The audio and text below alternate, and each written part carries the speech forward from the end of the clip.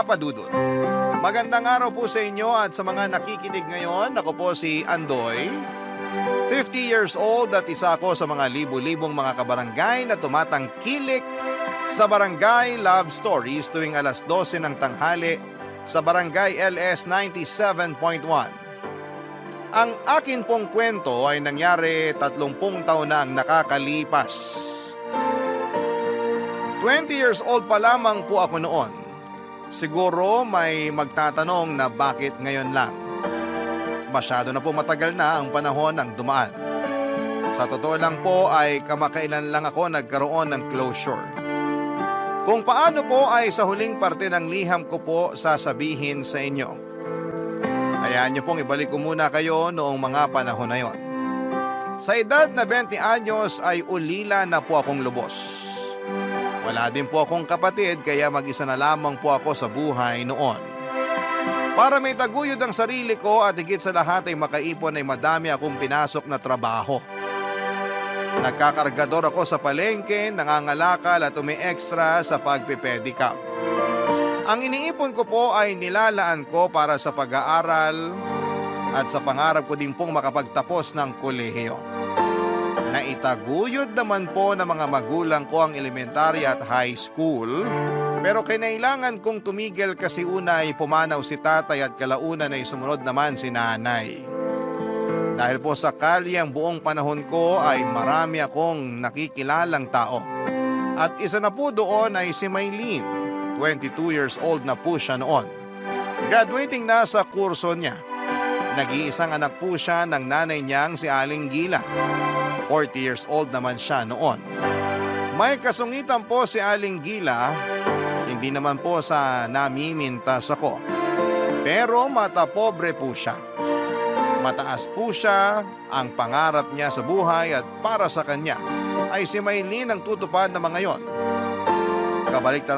Kabaliktaran naman ni Aling Gila si Maylene na ubod ng bait, maalalahanin at mapagmahal. Nung unang maisakay ko siya sa pedicab ko ay may kung ano na akong naramdaman para kay Maylene. Pero syempre hindi naman po maganda ang buhay ko kaya naman sinolo ko na lamang ang nararamdaman ko. Medyo hindi po maganda ang unang pagkikita namin ni Maylene kasi habang nasa biyahe na kami sa pedicab ay bigla siyang nagpanik kasi nawawala po ang wallet niya. Alalang-alala ito kaya sinabi ko na huwag alalahanin ang bayad sa pedicab. Libre na yon pero syempre po importante ang wallet niya. Kaya hindi naman natapos ang pag-aalala niya. Dinamayan ko na lamang po siya. Ang ginawa ko po ay sinamahan ko siya na balikan ang lahat ng lugar na pinuntahan niya ng araw na yon para makapagtanong-tanong. Doon po kami nagkakilala ng lubusan.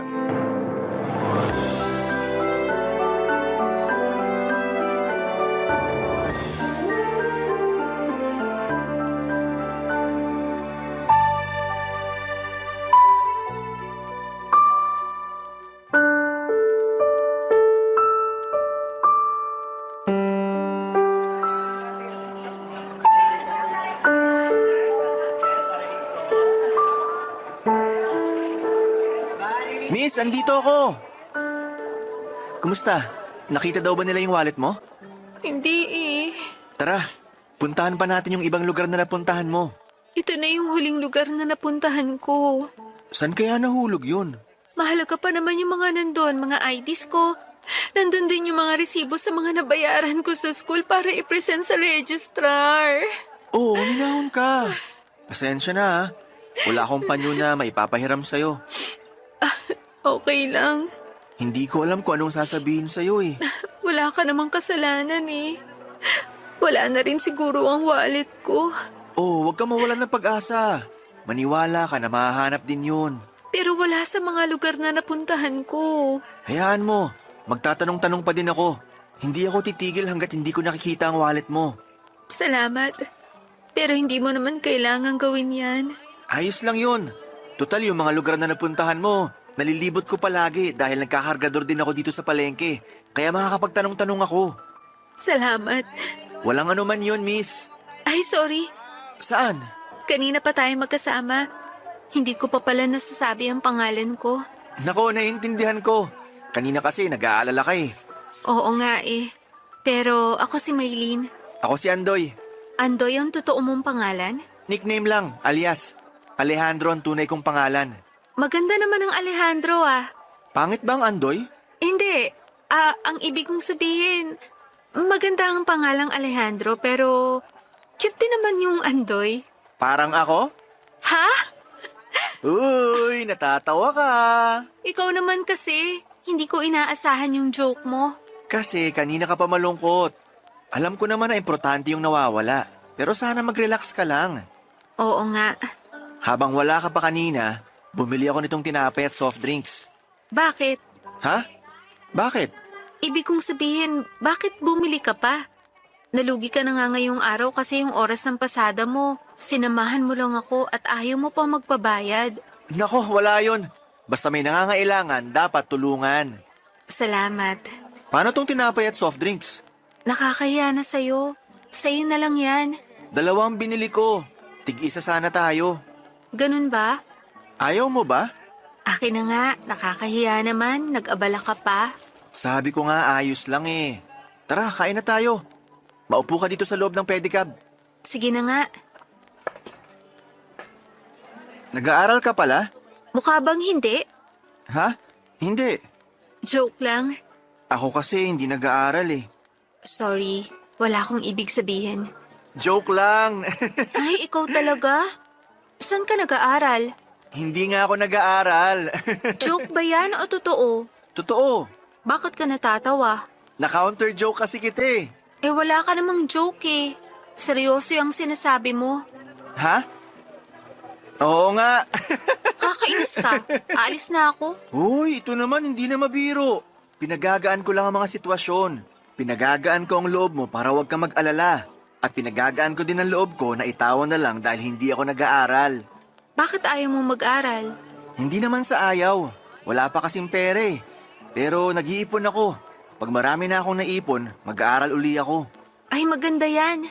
Siyempre, para pag nagkaasawa ako at nagkaanak, mabubuhay ko sila. May girlfriend ka na? Wala ah. Pero sana magkaroon na. Darating yan. Dumating na. Ano yun? Wala. Sabi ko, kainin mo na yung tinapay.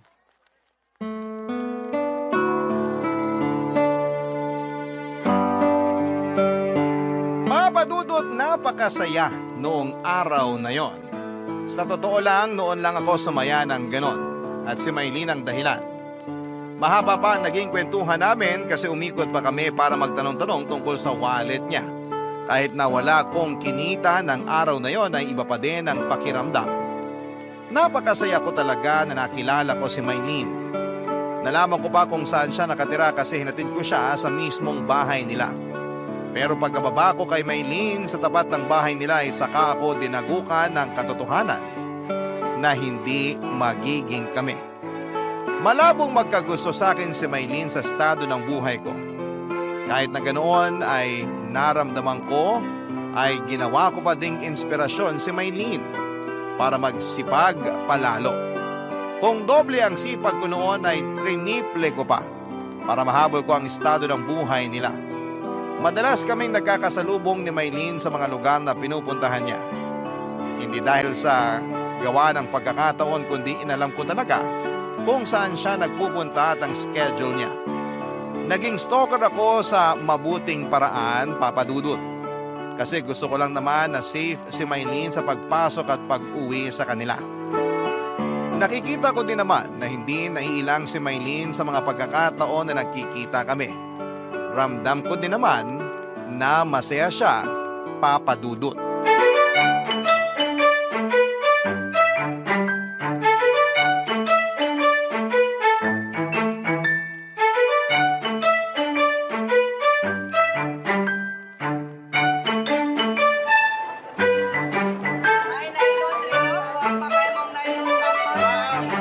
Kain ka lang ha.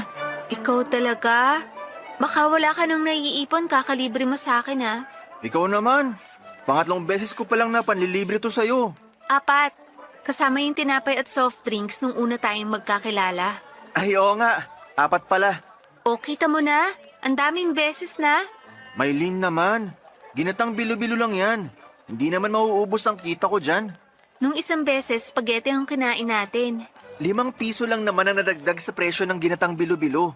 Kaya hindi malaking halaga yun. Kahit na, iniisip lang naman kita. Talaga? Anong talaga? Iniisip mo ako? Oo. Teka, ikaw, pilyo ka ha? Ayos lang yon. Kasi iniisip din naman kita. Iniisip mo ko? Oo naman. Bakit? Ha? Wala lang. Anong wala lang? Pwede ba yun? Kasi nga mahal kita. Ha? Ha? Ang ibig kong sabihin, kasi baka, kasi, Ano? Maylin, huwag ka magalit. Sorry. Sorry talaga. Saan naman? Sa nasabi ko, Ano sa mga sinabi mo yung hinihingi mo ng sorry? yung mahal kita. Ang ibig sabihin, hindi mo ko mahal. Hindi, mahal talaga kita. Ano? Sorry. Ikaw kasi, tinanong mo eh.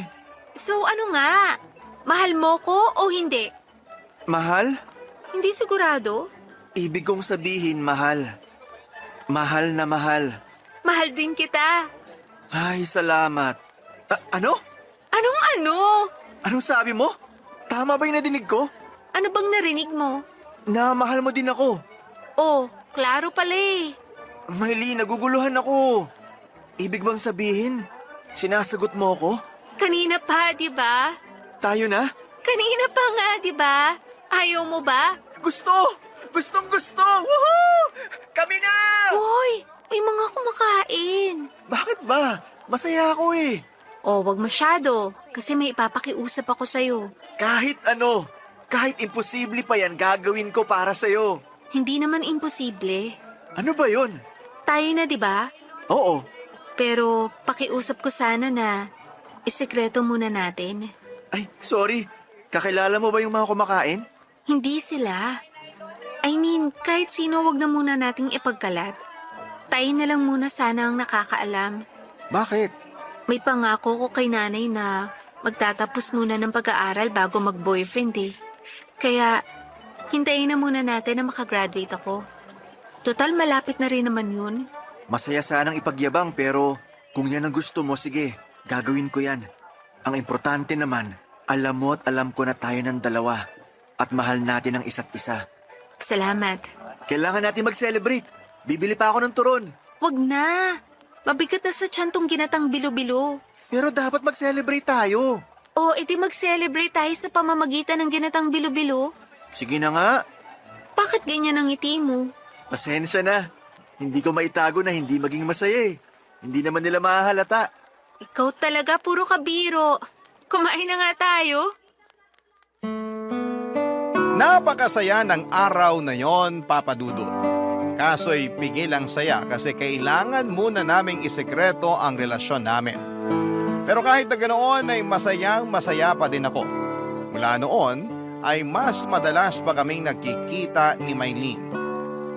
Ako na ang school bus niya. Minsan sinasabihan niya ako na huwag na siyang sunduin at ihatid pa uwi, pero hindi naman po ako pumapayag. Hindi ako mayaman kaya yun na nga lang ang magagawa ko sa kanya. Kaya pinakiusap ko kay Maylin na pagbigyan na lamang ako. Wala din naman siyang magawa bukod sa makulit ako ay mahal niya din naman ako. Kahit na ang dami ko pang pinapasok na racket para mas madaming maipon ay hindi nawawala sa schedule ko ang pagsundo at paghahatid kay Maylin. Hanggang sa dumating ang araw ng graduation niya. Nandun po ako pero hindi ako makalapit sa kanya dahil kasama niya ang nanay niya. Pero sobrang proud po ako sa pagtatapos ni Maylin. Saka sabi ko sa sarili ko na tiis-tiis lang dahil graduate na si Maylin, pwede na niya akong ipakilala sa nanay niya at ipaalam sa mundo na may relasyon kaming dalawa. Pero mali pala ang iniisip ko kasi sinabihan pala si Maylin ng nanay niya na hindi daw porket graduate na siya ay pwede na siyang makipagrelasyon. Kaya yun din kaagad ang naging topic namin noong nagkita kami noong gabi ng graduation niya. Nakiusap siya na ipagpatuloy pa namin ang paglilihim. Kung natiis ko ng matagal-tagal, ano ba naman yung konting tiis pa, Papa Dudut? Sumangayon ako sa gusto niyang mangyari na ilihim namin ang aming relasyon ng mga panahong yon, Papa Dudut, para hindi magalit ang nanay niya. Barangay Love Stories. Barangay Love Stories. Papa Dudut, sabi nga nila ay walang lihim ang hindi nabubunyag. Nalaman ko na lamang na kinukumpronta ng nanay niya si Maylene dahil nga sa paglilihim ng relasyon naming dalawa. Galit na galit po siya kay Maylene at na triple pa ang galit niya nang malaman niya na ako ang karelasyon ni Maylene. Dahil sa napag-alaman din ni Aling Gila ang estado ko sa buhay. Kahit na hindi pa niya ako nakikilala ay galit na galit siya sa akin. At halos isumpa ako. Para sa nanay ni Maylene ay napakalaking kasalanan ang paglihiman siya at mas malaking kasalanan na ako lang pala ang lalaking karelasyon ng anak niya. Papa Dudut, hindi nga ako kilala ng nanay ni Maylene pero inalam niya ng pilit ang background ko. At nang makilala ako ay iniskandalo ako ng ilang beses. Mga masasakit na salita at pangmamaliit ang nadidinig ko mula sa kanya. Hindi ko na lamang po pinansin. Hindi po ako sumasagot man lang. Tahimik ako pero hindi ako napanghinaan para ipagpatuloy ang relasyon namin ni Maylene. Alam ko din po na totoong mahal ako ni Maylene, kaya sapat na dahilan na po yun para ipaglaban ang pag-ibig namin. Ang mga nakakarinig sa pangmamaliit sa akin ng nanay ni Maylene, imbes na husgahan ako ay mas nagagalit sila sa mga pangit na sinasabi ni Aling Gila. Kahit ganoon ay tuloy pa din ang relasyon namin ng anak niya. Para kaming mga pugante na nagtatago at hindi pwedeng mahuli. Hindi ko alam na sobra na pala ang dinadala ni Maylene sa damdamin niya dahil sa ginagawa sa akin ng nanay niya, kaya gugulatin niya kami sa isang balita.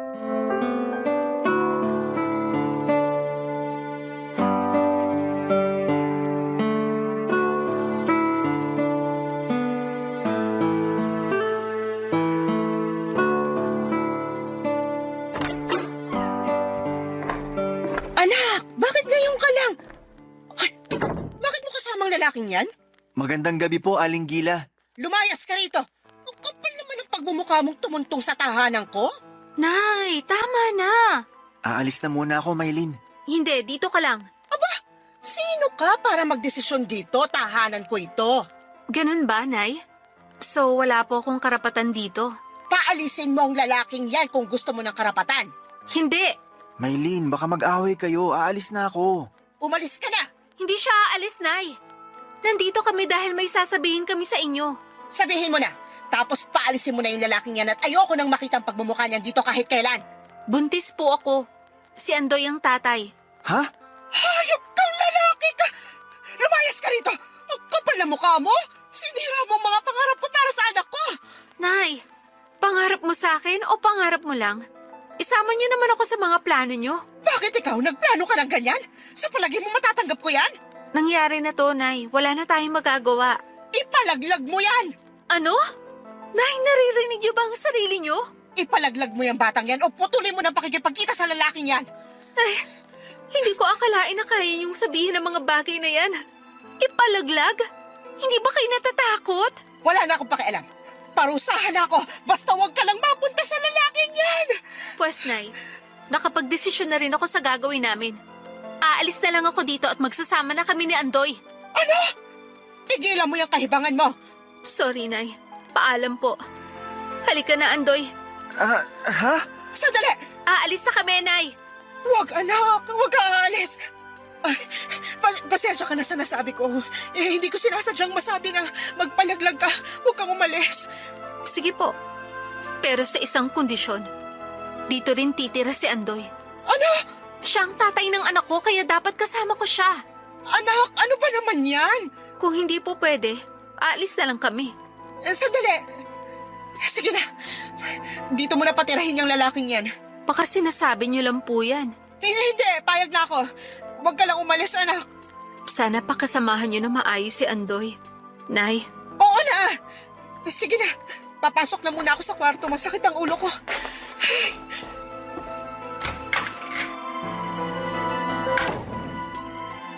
Hoy, bakit ka tulala? Hayaan mo na si nanay. Hindi yun ang ikinabigla ko. Alin yung pagbubuntis ko? Bakit hindi mo sinabi agad sa akin? Nagkagalit ka ba? Hindi naman, pero sana sinabi mo agad sa akin para naingatan kita. Ayos lang naman ako. Si baby. Ayos lang siya, huwag kang mag-alala. Pero bakit mo sinabi sa nanay mo na dito na ako titira? Dapat nandito ka para maalagaan mo kami ni baby. Gusto ko yun. Kaya lang baka mapano ang nanay mo. Hindi mapapano yun. Malakas pa siya sa kalabaw. Wala namang sakit si nanay. Kalimutan na nga muna natin yun. Ngayon palang pumapasok sa utak ko na magiging tatay na ako. Dapat mag-celebrate. Hoy, ayan ka na naman sa celebrate. Wag na. Yung nandito ka lang, sapat na yun. Ano bang kailangan kong bilhin? Bibili na ba ako ng mga lampin? Ang luma ng lampin, ha? May mga diapers na ngayon. Oo nga pala. Damit na lang o kaya sapatos. Tumigil ka nga. Hindi pa nga natin alam kung babae o lalaki si baby. Di pang unisex ang bibilhin ko. Alam mo, mabuti pa, halika na. Hakutin na natin yung mga gamit mo. Pwede ba na nandun pa din ang mga gamit ko? Pero dito na ako sa'yo? Kung yun ang gusto mo, sige. Basta dito ka na uuwi, ah. Pupunta ka lang doon kapag may kukunin ka. Papadudot wala akong nagawa kundi ang sumunod sa kagustuhan ni Maylene na makipisan sa kanila. Tama naman siya na kailangan niya ako lalo na at dinadala niya ang aming magiging anak. Sobrang halo-halo ang emosyon ko. Masaya ako dahil magkaka-baby na kami pero nagwo-worry ako dahil natatakot ako na baka mapabayaan ko ang mag-ina ko. Dahil sa kakarampot pa lamang ang pera ko. Kailangang makaipon sa pangangalaga kay Maylene habang nagbubuntis. Para sa panganganak niya at sa gatas at iba pang mga pangangailangan ng baby. Hindi pa kasama ang pagdating ng panahon na mag-aaral ang anak namin. Pero alam ko na kakayanin ko. Pipilitin kong kayanin para makaipon. Magtatrabaho ako ng sobra pa sa triple. Kahit 24 oras pa akong magtrabaho, basta may taguyod ko lamang ang pamilya ko. Kinausap ko na rin po si Maylene para humingi ako ng tawad dahil sa aksidenteng pagkakabuntis niya. Sinabi naman niya na huwag ko daw isipin yon. Ang importante ay magkasama na raw kaming dalawa. Dahil graduate na si Maylene ay naghanap din kaagad ito ng trabaho at maswerteng natanggap naman din kaagad. Ako lahat ng pwedeng trabaho na kunin ko ay pinasok ko na. Walang pili-pili, basta kikita ay papasukin ko. Wag lang ang masama dahil baka imbes na maitaguyod ko ang pamilya ko ay makulong pa ako at maiwan ko sila. Yung hirap ko sa pagtatrabaho ay tuloy-tuloy ay kayang-kaya ko o kakayanin ko ano paman ang mangyari. Pero ang pinakamahirap sa lahat ay yung pakikisama sa nanay ni Maylene.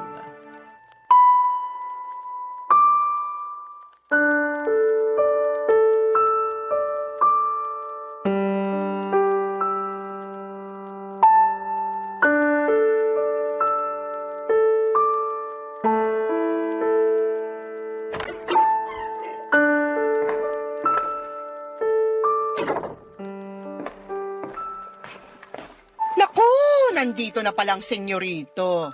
Magandang tanghali po, Nay Gila. Hoy, ang kapal mo! Huwag mo akong tawaging nanay. Pasensya na po. Bakit ka nandito? Dapat nagtatrabaho ka. Hindi ka na nahiya?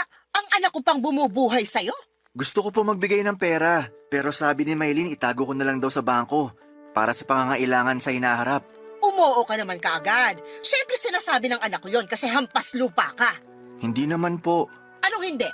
Kung hindi ka hampas lupa, ano ka? Excuse po muna. Anong excuse? Nag-i-Ingles ka pa, wala ka namang pinag-aralan. Nakatapos naman po ako ng high school. Ay, ipagyayabang mo yan. Hindi pa din maitatago na bobo ka. Papasok na po muna ako sa kwarto. At bakit? Magpapahinga lang po ako. Kapal! Magpapahinga habang yung anak ko nagpapakahirap. Masakit lang po ang ulo ko. Nagdadahilan ka pa para sa pagkabatugan mo. Hoy, Pumayag ako na dito ka tumira pero hindi ibig sabihin na tanggap kita at lalong hindi ibig sabihin na magpakasenyorito ka rito. Ihihiga ko lang po sandali. Maglinis ka nitong bahay. Dito ka nakatira, hindi ka man lang tumulong. Ano ako dito, katulong mo? Sige po, lilinisin ko po mamaya. Ngayon na! Masakit lang po ang ulo ko. Wala ka talagang pakinabang. Palibhasa, walang pinag-aralan. Ano po bang lilinisin? Sira ulo ka pala eh. Alam nga namang isang parte lang nitong bahay ang linisin mo. Linisin mong buong bahay. Opo, Ano pang hinihintay mo? Ayan ang walis. Ayan ang basahan. Kilos! opo. Huwag mong madaliin! Wala ka talagang utak na bobo ka? Aling Gila, hindi po ako bobo. Bobo ka! Sobra naman po yata yung sinasabi nyo. O ano ngayon? Lalabang ka? Porke wala ang anak ko, sasaktan mo ko? Hindi naman po. Sasaktan mo ko? Aray! Huwag! Maawa ka! Ano ba nangyayari sa inyo? Wala pa akong ginagawa. Aray! Tulungan niyo ako! Sinasaktan ako ni Andoy! Tumigil po kayo. Tingnan natin kung sinong paniniwalaan ng mga taga rito. Ako o ikaw na pabigat? Huwag nyo naman pong gawin sa akin to. Anong wag? Makukulong ka! Subukan nyo, Nay. Anak! Mabuti dumating ka! Sinasaktan ako ng lalaking yan! Hindi totoo yan, Maylin. Ako pa ngayon ang ginagawa mong sinungaling? Nay, kanina pa ako nakasilip sa pinto. Kitang-kita ko at dinig ang lahat ng nangyari. Ano ba naman kayo, Nay? Anak! Kakampihan mo pa yung lalaking yan kaysa sa akin? Ipapakulong ko yan! Sige, Nay. Kung yan ang gusto nyo.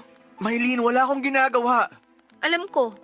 Kaya nga hintayin natin ang mga pulis at ako na magwi-witness. Anak, ano ka ba? Ako na nga sinaktan dito! Mapapatunayan niyo po ba? Sapat ng salita ko! Sige, Nay. Kung mas gusto niyo maiskandalo pa ang pamilya natin. Anak, ano ba nangyayari sa'yo? Maylin, para matapos na to, babalik na lang ako sa bahay. Araw-araw na lang akong dadalaw para kumustahin ka. Ako pa din naman na nagsusundo at naghahatid sa'yo. Mabuti pa nga. Salamat naman. Sandali.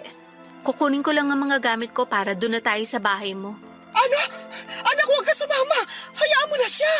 Ewan ko na sa inyo, Nay. Ayoko magalit sa inyo kaya kami na lang ang aalis. Huwag ka nang umalis, anak! Please! Hindi ako aalis. Pero mangako kayo na ito na ang huling beses na pagsasalitaan at pag-iisipan nyo na masama si Andoy.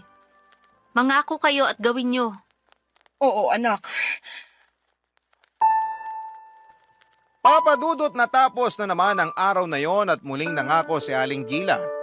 Tahimik kami ng ilang araw, walang panunumbat, walang parinig. Akala ko ay ayos na ang lahat pero may mas malaking pasabog pala si Aling Gila. Pinagplanuhan niya ang isang bagay na ikakasira ko para tuluyan akong itakwil ni Maylin.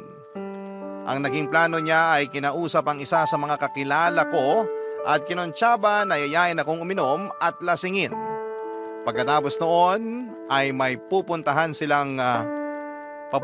silang babae na inupahan para magpanggap na karelasyon ko. Siyempre hindi lang yon, planado na rin na darating si Aling Gila kasama si Maylin para mahuli kami ng inupahang babae na nakakandong sa akin kahit na wala na akong malay. Nakakatawa nga na may gagawa pala talaga ng ganon. Yung tipong ginagawa ng mga kontrabidang nanay sa mga pelikula. Pero syempre, huli na noong nalaman ko kasi nagtagumpay si Aling Gila. Malay ko ba naman kasi na tatablahin ako ng kakilala ko at ipapain ako ng ganon. Kaya huling-huli ako ni Maylin, papadudot, na may kalampungan na babae na wala akong kalam-alam. Siyempre, gaya ng inaasahan ay galit na galit si Maylin. Mag-iiskandalo at aawayin ang inupahang babae. Barangay Love Stories. Barangay Love Stories. Papadudot matapos mag-iskandalo ni Maylin ay umalis ito nang hindi man lang sinundan ni Aling Gila. Nagpaiwan siya para makausap ang mga kakonsyaba. Inabutan niya ng pera ang kakilala ko pati ang babaeng inupahan niya. Nang hingi pa ng dagdag ang babae dahil wala naman daw sa usapan na masasampal siya ni Maylin. Ayaw sana magbigay ni Aling Gila pero nanakot ng babae na aaminin kay Maylin Ang lahat kapag hindi siya nabigyan ng dagdag. Inisman ay walang nagawa si Aling Gila kundi ang magdagdag ng bayad. Matapos ang usapan nila ay umalis na rin kaagad ang tatlo. Para akong tanga. Dahil kinaumagahan ay nagising ako sa tapat nung tindahan na pinag-inuman namin. Iniwan na lamang nila ako doon na parang basura. Masakit ang ulo ko na umuwi sa bahay nila Maylin. Wala akong alam-alam sa nangyari ng gabing yon.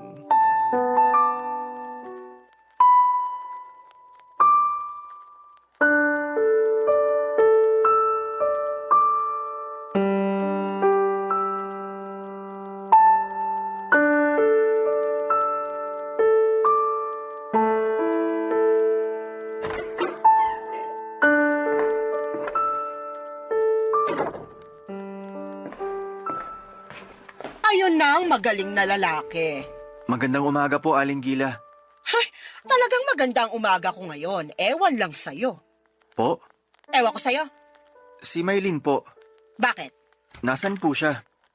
Iwan mo muna kami, Nay. Tawagin mo lang ako.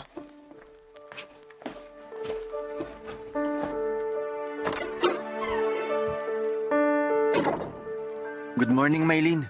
Kung lumapit sa akin, please. Natidiri ako. Ha? Mahal naman, pasensya ka na. Nalasing ako. Hindi ako ginising ni paring Amir kaya doon ako nakatulog sa tapat ng tindahan.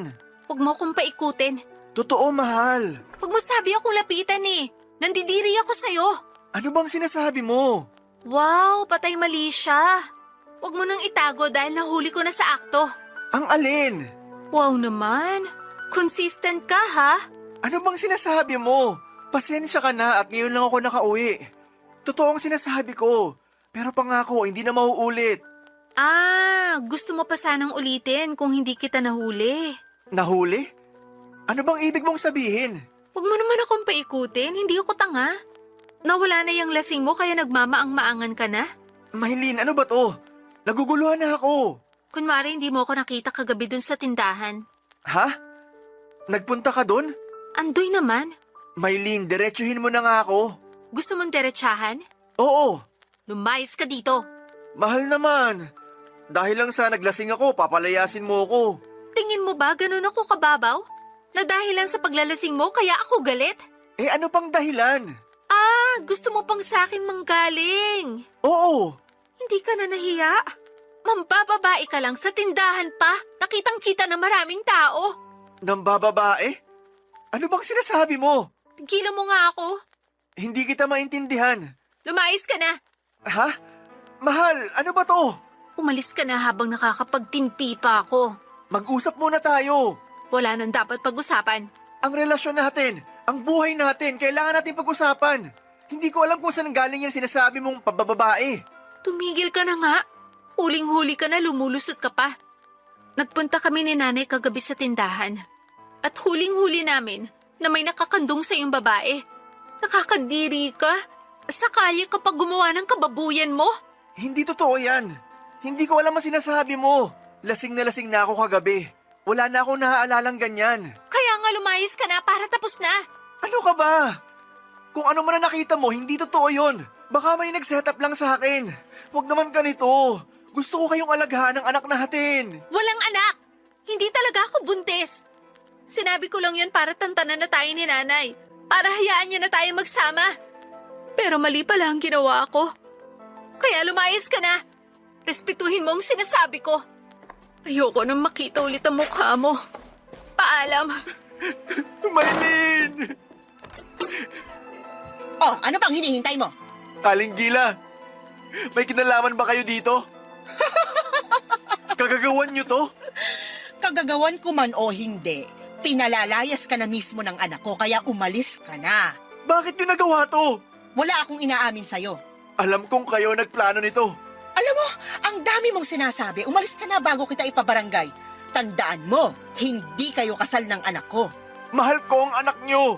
Mabuti pala hindi totoong buntis si Maylin, kaya mas mabuti talaga na mabura ka na sa buhay niya. Layas!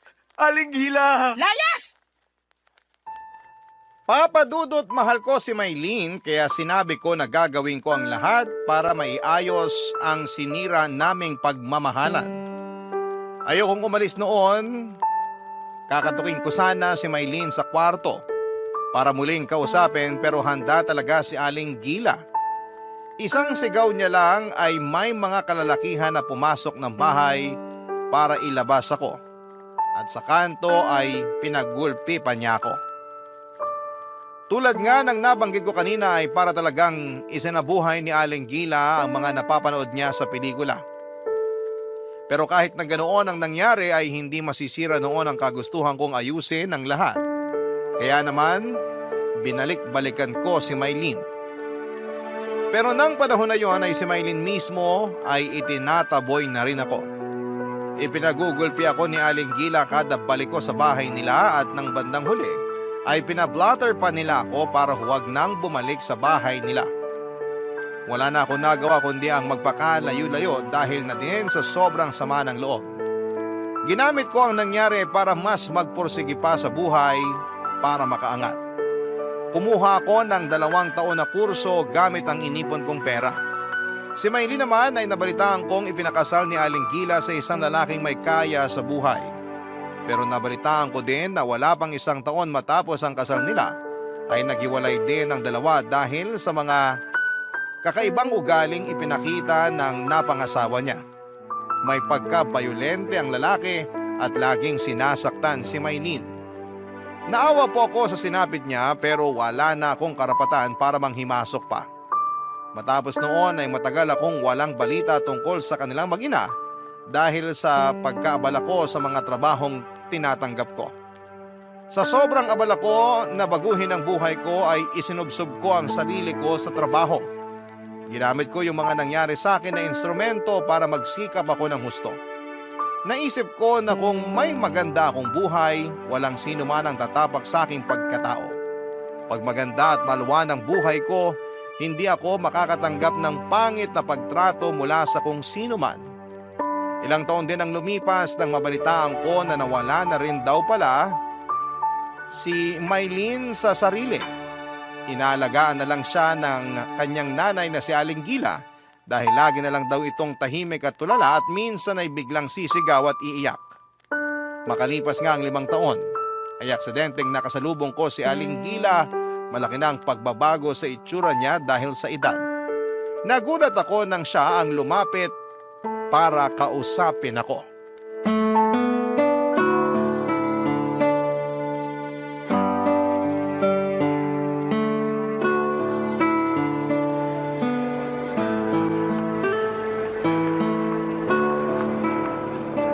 Andoy, Aling Gila, kayo ba yan?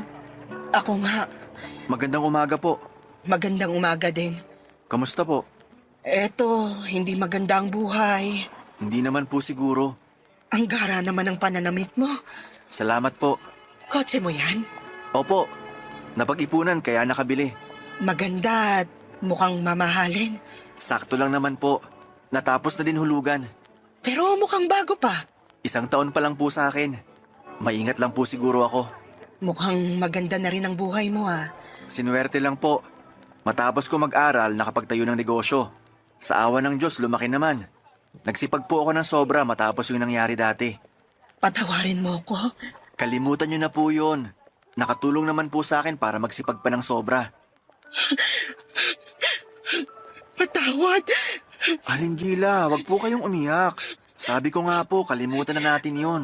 Andoy, akong may gawa ng nangyari dati. Akong nagplano para makita ni Maylene na may kasama kang babae. Alam ko po. Alam mo? Opo, inamin din sa akin ni Amir. Pero wag niyo na pong isipin yon. Patawad, Andoy. Matagal ko na po kayong napatawad. Nung una, galit na galit ako. Pero natutunan ko magpatawad at makalimot para walang bitbit sa dibdib, para makakilos ng mas maluwag. Salamat, Andoy. Salamat. Kung mamamatay man ako, masaya na ako na napatawad mo ako. Huwag po kayong magsalita ng ganyan. Walang mamamatay. Malakas pa kayo. Hindi ko alam kung hanggang kailan ko pakakayanin ang lahat. Bakit po? Si Maylene. Ano po nangyari kay Maylene? Kamusta po siya? nung mapalayas ka, ay ipinakilala ko siya sa isang lalaki na napili ko para sa kanya. Kaso, sinasaktan pala siya ng hayop na yun. Nabalitaan ko po yan at naghiwalay din sila. Pero ayoko na po manghimasok na dahil ayoko nang sumama na naman ang loob ni Maylin. Andoy, si Maylin, wala siya sa sarili niya hanggang ngayon. Lagi lang siyang tulala. Kasalanan ko lahat. Aling Gila, huminahon kayo. Baka kung anong mangyari sa inyo. Ang anak ko, ako ang may kagagawa ng nangyayari sa kanya ngayon. Huwag niyo na pong sisihin ang sarili niyo. Hayaan niyo, tutulong ako. May kilala kong doktor na pwedeng tumulong kay Maylin. Salamat. Walang anuman po. Para may magawa naman po ako para kay Maylin. Andoy, Po, may hihilingin sana ako sa'yo. sige po. Kung kaya ko po, wala pong problema. Andoy, balikan mo na si Maylin. Po? Baka pag binalikan mo siya, magbalik yung sigla niya. Magbalik yung dating siya. Alam na din niya na ako may gawa nung nahuli ka niya, kaya hindi na siya galit sa'yo. Aling Gila. Nakikiusap ako, mahal ka ng anak ko. Aling Gila, hindi na po pwede. May asawa na po ako ngayon at may 3 anak na. Yun pong doktor na sinasabi ko na tutulong kay Maylin ay yung asawa ko po. Huwag po kayong umiyak. Hindi ko po pababayaan si Maylin. Andoy, patawarin mo ako. Aling Gila, tama na po. Papa Dudut, napaluhod si Aling Gila sa narinig niya. Ramdam ko ang kanyang pagsisisi. Ramdam ko na inaako niya lahat ng pagkakamali kaya nagkaganon si Maylin. Itinayo ko siya at sinabing huwag na silang magsisihan at higit sa lahat ay huwag na niyang sisihin ang sarili niya sa mga nangyari. Ang kailangan niya ay lakasan na lamang ang loob at gawin ang pwede pang magawa para maiayos ang lahat. Hindi man 100% pero sigurado ako nagagaan kahit papaano. Binigyan ko siya ng kaunting halaga para sa panggastos nila at sinabing dadalaw kami ng asawa ko sa kanila para matignan ang kalagayan ni Maylin. Papadudot dahil sa pagkikitang yon, ay hindi ko mapigilang sumagi sa isipan ko ang buhay ko noon. Nung para lamang akong basura na tinatapak-tapakan. Pero pasalamat pa din po ako sa mga nangyari dahil naituloy ko ang pag-aaral ko at naging matagumpay ang negosyong tinayo ko. Ang pinangarap ko dati na mabigyan ng magandang buhay ang magiging pamilya ko ay nangyari na. Maayos ang mga anak ko at siniguro kong nakaantabay na ang lahat ng kailangan para makatapos sila ng pag-aaral. Lagi kong itinuturo sa mga anak ko ang maging mapagmahal at laging ikonsidera ang mga nakakaharap dahil hindi lahat ay maganda ang pinagdadaanan at tinatakbo ng buhay. Mahalaga na maiparamdaman lang natin sa kanila na kabilang at may silbi pa rin sila sa lipunan at hindi basta-basta lamang. Matapos matignan ng asawa ko si Maylin ay nabigyan niya ito ng gamot. Yung mga sumunod base sa reseta ng misis ko ay ako na mismo ang bumibili para kay Maylin. Ipinapadala ko mismo sa kanila. Alam po ng asawa ko yon at alam niya din kung sino si Maylin sa buhay ko at tanggap niya yon. May mga pagkakataon na dinadalaw din si Maylin ng asawa ko para kumustahin. Pero parang si Maylin na rin daw mismo ang may gusto na hindi siya gumaling. Makalipas ang mahigit 20 taon ay binawian na rin ng buhay si Maylin. Ang pagkawala ni Maylin ay ang naging closure ko na rin. Opo, Papa Dudut, kinalimutan ko na po ang mga nangyari at nakapagpatawad na ako. Pero may naiiwan pa po talaga sa puso ko na hindi ko matanggal hanggang sa maging malaya na muli si Maylin. Yun po ang naging closure ko. Naiwan na pong mag-isa si Aling Gila kahit nangyari. Ang mga nangyari ay tinutulungan ko pa rin siya hanggang sa ngayon. Nagpapadala pa rin ako ng kaunting tulong buwan-buwan para sa gastusin niya na siyang ipinagpapasalamat naman ni Aling Gila.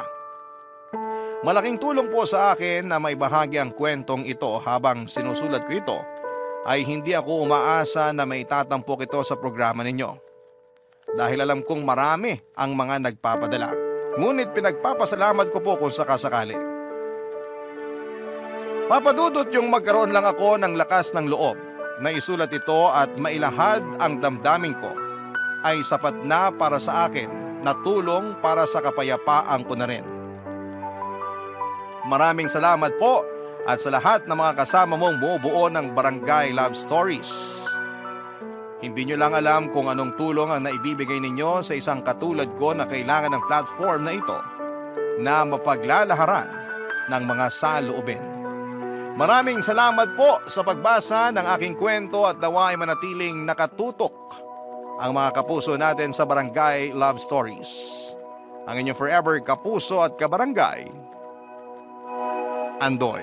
Dear Papa Dudut, hindi ko pa nasisimula ng sulat ko na ito pero nag-aagaw na ang buhos ng luha at sipon ko.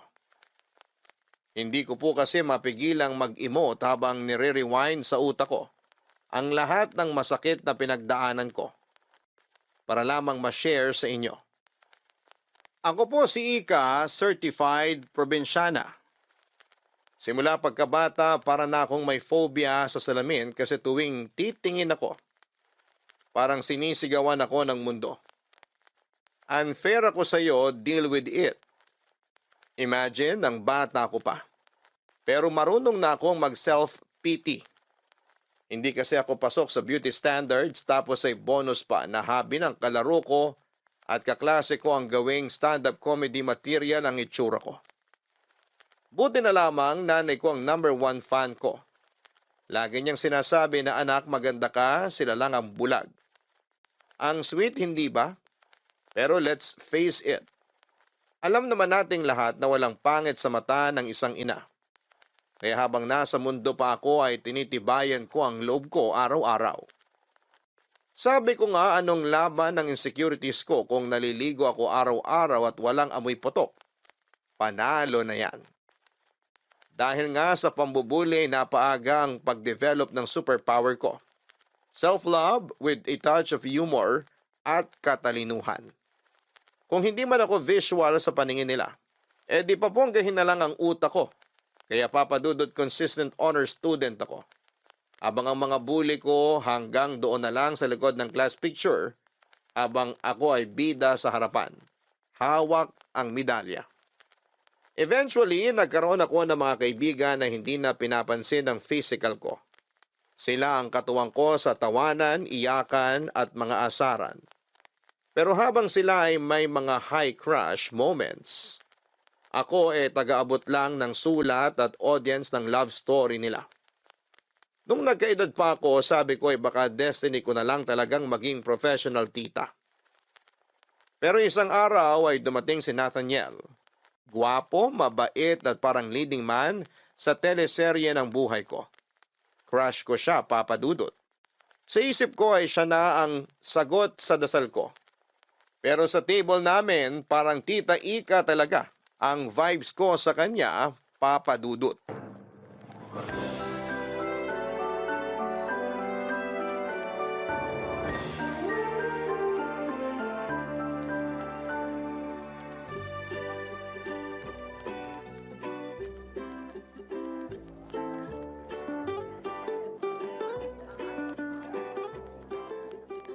Okay lang naman ang pag-aaral mo? Ayos naman po. Kayo po. Aray, grabe ha. Sobrang sakit ng likod ko. Hala, bakit po? Mas lalo akong tatanda sa kakapo mo. Rika ang pangalan ko, pero tawagin mo na lang akong Ika. Para medyo naman maiba. Nakakahiya naman po. Ika. Ay, sorry. Ang hirap pala magtanggal ng po. Naku, sanayan lang yan, Nathaniel. Sasanayin ko yung sarili ko, huwag kang mag-alala. Ayan, kaya mo naman pala. Sabi ko na matalino ka. Mabilis ka matuto. Ikaw talaga. Funny ka. It's more fun in the Philippines, di ba? Kaya masaya lang tayo. Love Philippines na ngayon. Hindi ka na updated. Oo nga pala. Kaya kailangan magmahalan na tayo. Uy, grabe ka naman, Nathaniel. Huwag ka magbiro ng ganyan. Seryoso ako. Di naman ako nagbibiro eh. Sme, baka magkasala ako sa'yo. Lasya, anong kasalanan sinasabi mo? Ano? Kasi naman pinapakaba mo ko, Nathaniel. Ang gwapo mo kasi. Ikaw talaga. Pero totoo naman maganda ka. San banda? Sa panaginip? Oy, wag mo akong bulahin, ha? Hindi ako bolero. Tsaka ayoko maging sinungaling. Di naman ganun kapangit itsura mo Pero pasok pa rin sa pangit. Eto, makinig ka. Hindi naman sa lahat ng bagay tinitingnan yung panlabas. Para sa akin, mas importante yung kalooban. Maganda yung kalooban mo.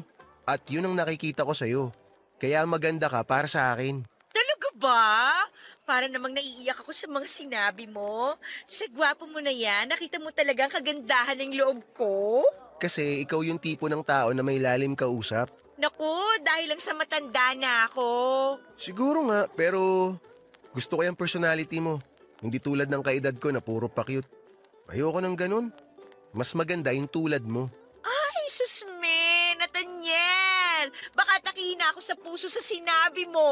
Grabe ka naman. Bakit ka naman aatakihin?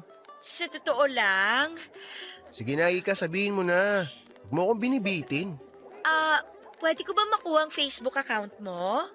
Doon ko na lang sasabihin. Niya kasi ako Ikaw talaga, nahihiya ka pa. Pero sige. Eto, Ayan, i-add kita ha. Accept mo ako ha.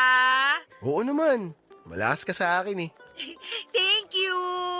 Naku, kailangan na nating ubusin tong food sa plate natin. Lalamig na to. Oo nga. Tara, ubusin na natin to. Para nag-slow motion ang lahat, Papa Dudut. Yung tipong bawat segundo ay feeling ko ay nasa romantic drama ako. At si Nathaniel ang bidang leading man ko. Ang dinner na yon ay parang walang ending. Pakiramdam ko ay prinsesa ako sa harap ng prinsipe ko. Pero hindi fantasy kasi nakadilat ako buong oras. At grabe, nang inaccept niya ang friend request ko para kong sumabog sa kilig, nag-flashback bigla ang teenage years ko kahit na 30 na ako. Ang pinaka nakakakilig, yung nag-offer siya na ihatid ako pauwi. Aba, sinong tatanggi doon? Siyempre, umangkas ako sa motor na hinirampa niya at nung humarurot kami sa kalsada ay hindi ko napigilan ang mahigpit na yakap. Kung pwede lang na ilipat ang bahay namin sa kabilang probinsya ay ginawa ko na. Pero ayon, kahit nabitaw mode ako pag uwi ay tuloy pa rin ang chat namin sa social media. Walang araw na hindi kami nagsisend ng message at kumustahan sa isa't isa. Dahil dito'y napatingin ulit ako sa salamin. Rika, ano bang nangyari sa'yo? Tanong ko sa sarili ko. Aba, nagbi-makeup na rin ako para kahit papaano magmukhang fresh sa mga date namin. Fast forward. Nung nag-date kami ay napansin niya na nag-makeup ako. Nagustuhan niya naman. At pagkatapos ng date namin ay hinatid niya naman ako sa bahay. Dito hindi na napigilan ang katawang lupa ko at may nangyari sa aming dalawa, Papa Dudut. Sa unang pagkakataon, naramdaman kong totoo pala yung sinasabi sa pelikula na you are beautiful in someone's eyes. Si Nathaniel, ang gwapo kong knight in shining armor, ay minahal ako. Hindi dahil sa itsura ko kundi dahil sa kung sino ako. Ang init na mga yakap niya, ang pangaangkin niya, para kung nasa ulap. Paulit-ulit naming pinatunayan sa kama na may spark talaga kami, Papa Dudut. Pero tulad ng sabi nila, hindi lahat ng maganda ay pangmatagalan. Unti-unting lumabas ang dark side ni Nathaniel. Sa bawat dalaw niya, may kasamang hingi. Una, pera para sa rent ng motor. Sunod ay pang tuition. Tapos pang project. Hanggang sa patina sa pamilya niya ay ako na rin ang sponsor. At kahit halata naman na parang pineperahan niya ako ay hindi ko magawang magalit. Mahal ko si Nathaniel at binigay niya naman ang pangangailangan ko. Hindi naman ako lugi, sabi ko. Pero dumating din sa punto na sobrang komportable na niya. Nagdadala na ng barkada sa bahay ko, lasing paminsan at syempre may kasama pang hingi ng pambili ng alak. Sa bawat tagay nila, para akong natutuyuan ng dignidad, Papa Dudut.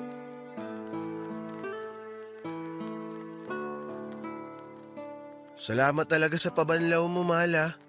Talagang love na love mo ako. Mahal, pwede ba? Last na to.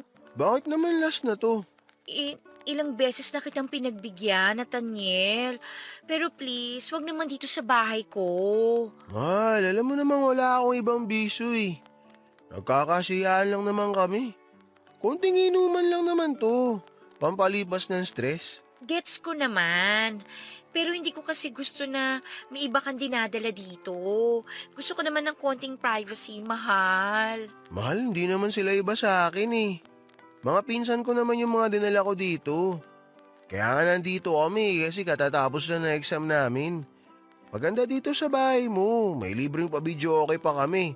Tapos ang ganda pa ng smart TV mo. Aircon pa dito. Pero please, last na to ha.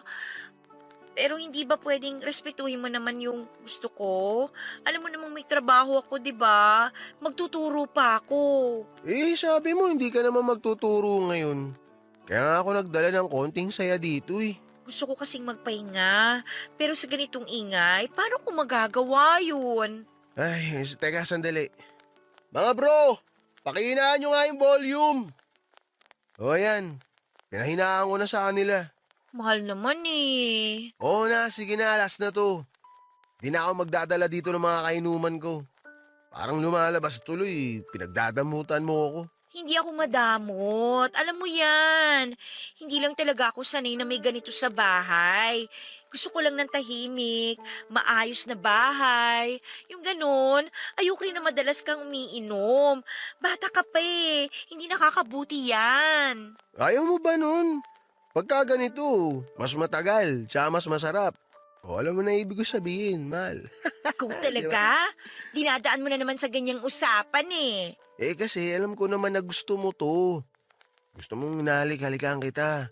Gusto mo yung inaangking kita. Di ba? Pwede bang hinaan mo yung boses mo? Marinig nila sa sala, ano ka ba? Di nila tayo maririnig. Huwag kang mag-alala, mahal. Ang bahala sa'yo. Basta ako, hindi ako magsasawa sa'yo. Hinding-hindi. Ikaw lang gusto ko. Lagi. Totoo ba talaga yan? Totoong totoo. Ano bang tawag mo sa ginagawa ko? Sa ginagawa natin. Mahal kita kaya nandito ako sa'yo. Ang totoo nga niyan, gusto ko nga mag-live-in na tayo eh. Kaso ikaw ayaw mo pa. Baka naman katawan ko lang gusto mo sa akin ha. Mahal, hindi ganun. Ano ka ba? Alam mo naman na marami pa akong responsibility. May mga kapatid akong pinag-aaral. Ayoko madagdagan ng malaking obligasyon. Kaya ayoko pang mabuntis mo ko. Kaya nga uminom ka ng pills. Para hindi kita mabuntis. Pwede naman yun eh. Baka ayaw mo lang talaga. Dali-dali solusyonan ng problema. Kasi mahal, kung ako tatanungin, gusto ko na maging tayong dalawa na hanggang dulo. Mahal naman. Basta mahal kita, yun ang tatanda mo. Ha? Kaya ipaparamdam ko yun sa'yo. Palagi. Ngayon, paliligayahin muna kita. Mahal, baka marinig ka nila.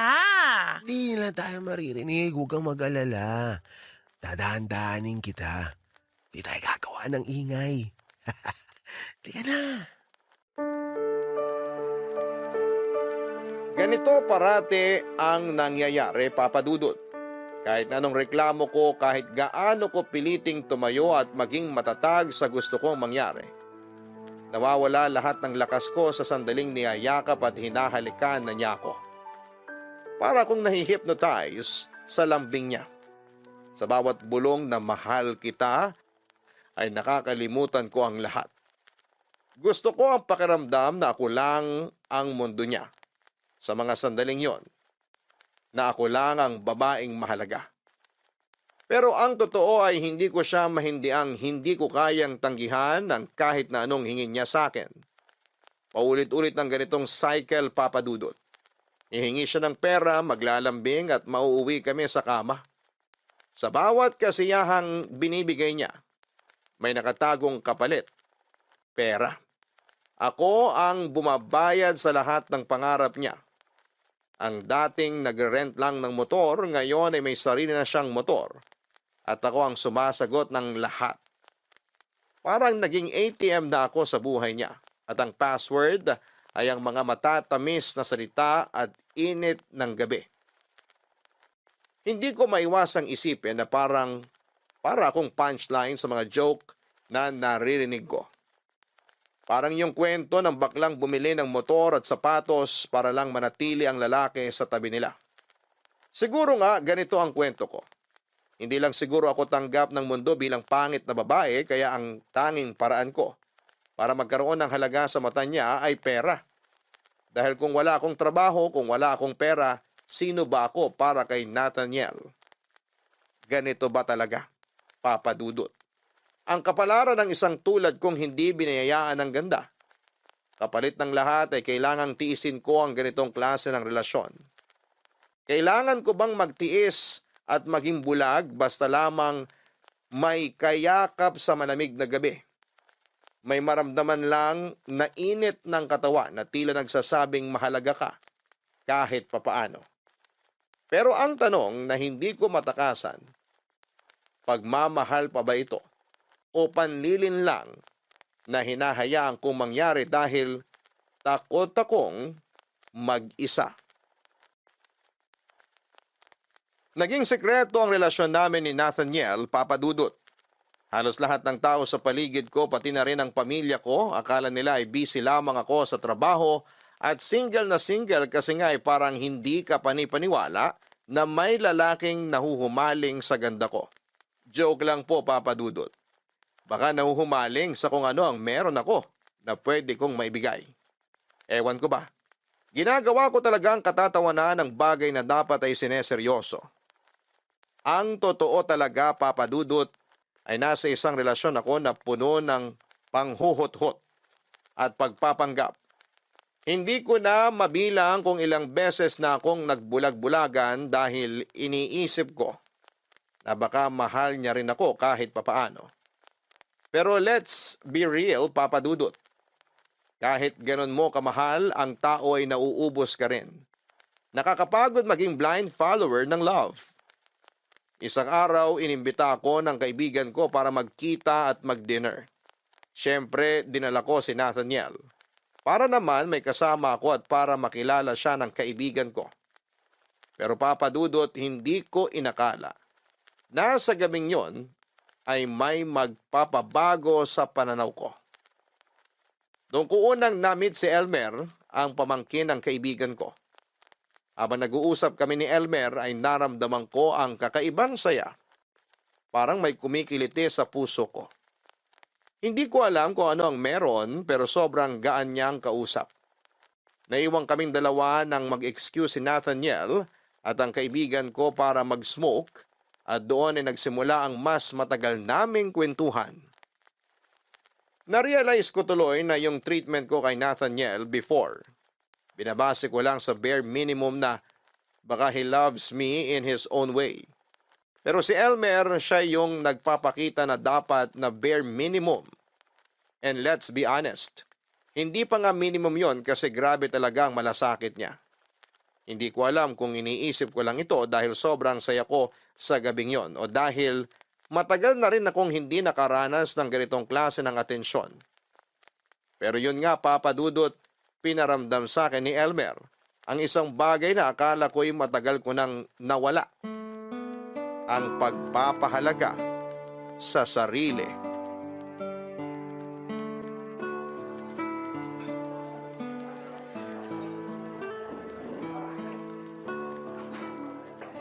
So, Elmer, ano nga ulit ang trabaho mo?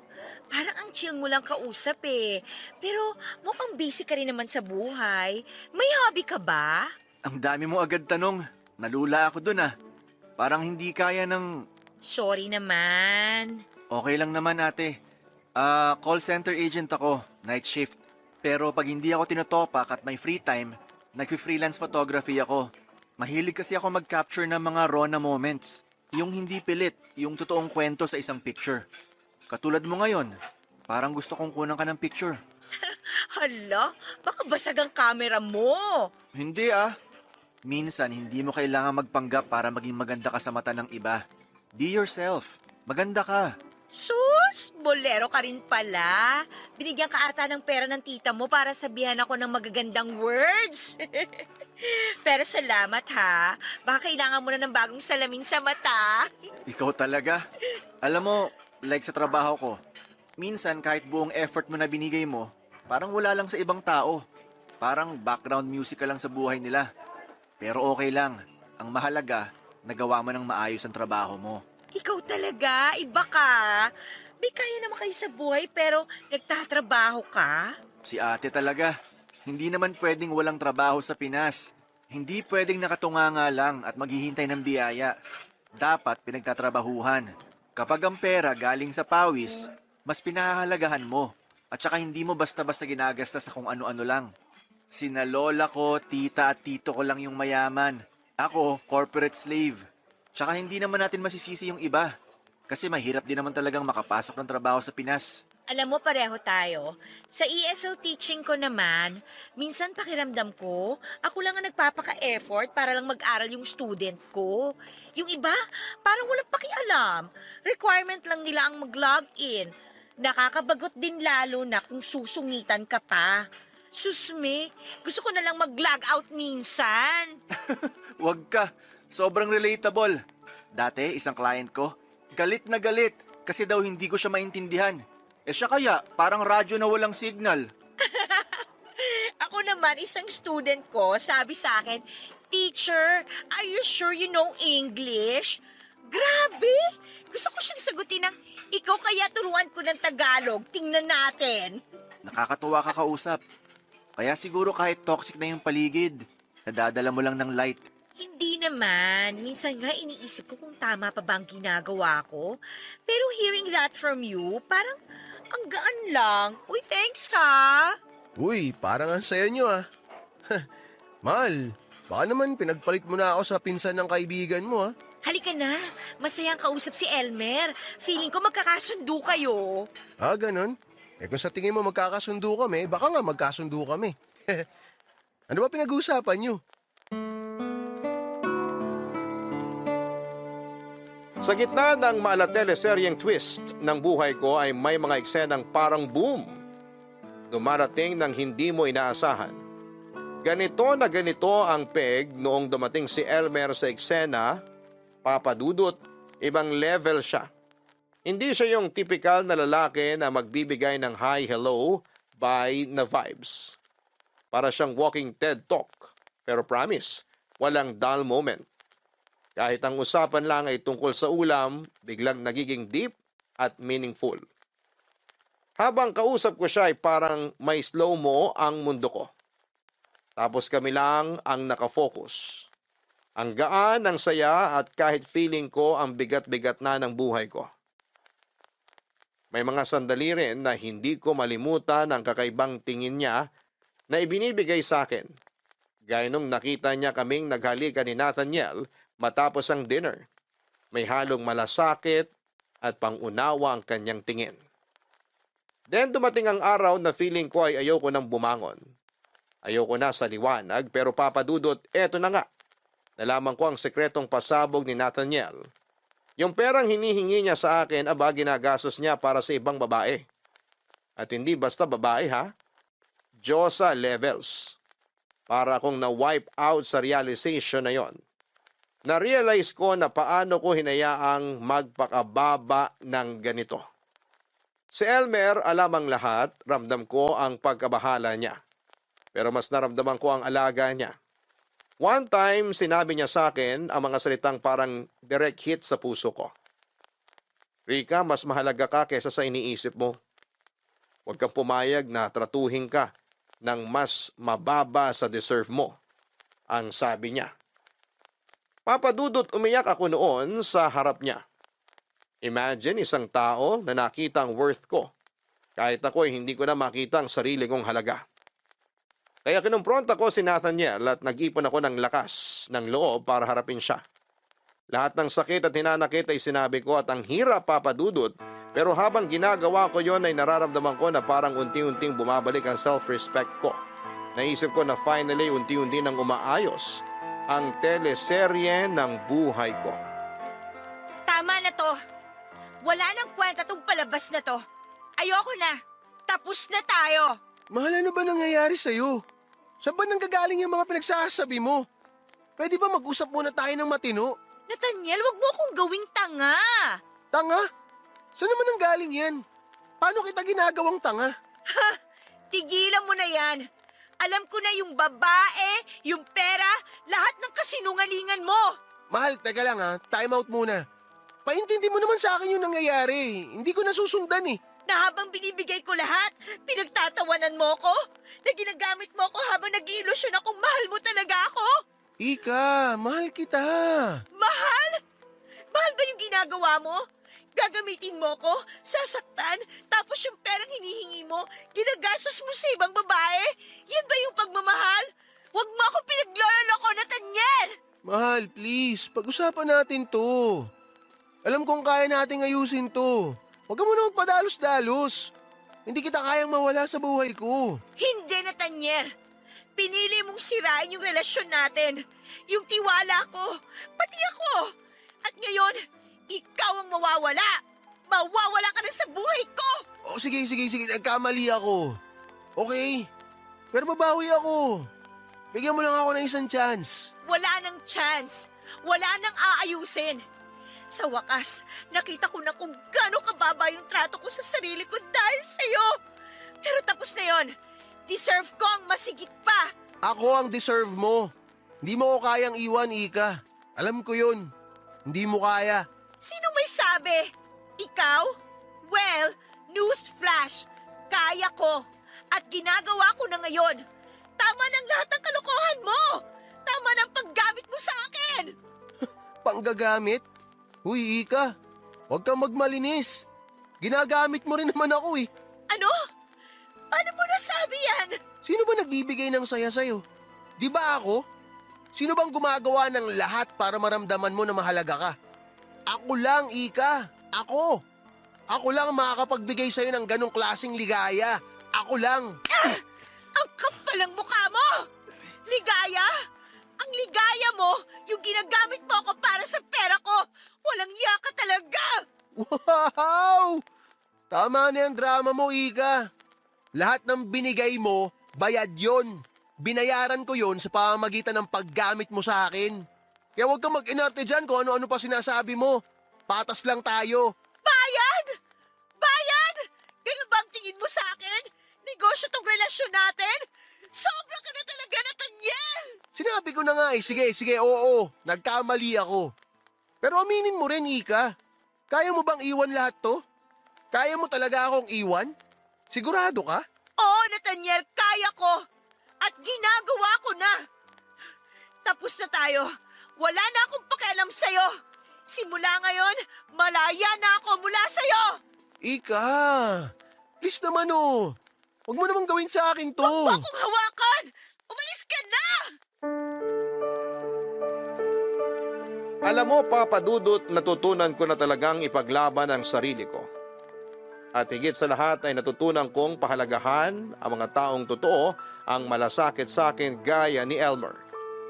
Hindi ko talaga ine-expect na siya pa ang magiging game changer sa buhay ko.